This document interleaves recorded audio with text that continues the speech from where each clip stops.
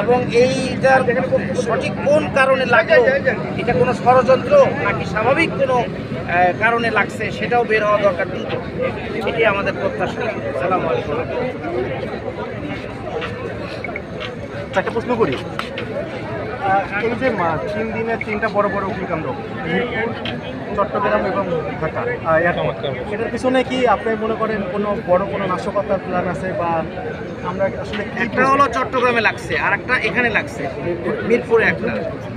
আসলে এখনও যেহেতু তদন্তকারী সংস্থারা কেউ কোনো কিছু বলে নাই, আমরা এই ব্যাপারে কোনো মন্তব্য করতে চাচ্ছি না, যাতে করে মানে কার কারণে এটা হয়েছে আমরা আপনাদের মতো আমরাও এটা দাবি জানাচ্ছি, যাতে করে সুষ্ঠু তদন্ত হোক। বাংলাদেশ জামাত ইসলামের পক্ষ থেকে মিরপুরে যখন আগুন লাগে আমাদের আমিরে জামাত উনি নিজে গেছেন এবং আহতদের জন্য প্রত্যেক ব্যক্তিরা নিহত যে তাদের প্রত্যেক ব্যক্তির জন্য তাৎক্ষণিক 1 লক্ষ টাকা করে অনুদানের ব্যবস্থা করেছেন এবং যারা আহত তাদের চিকিৎসার জন্য উনি সহযোগিতার কথা বলেছেন।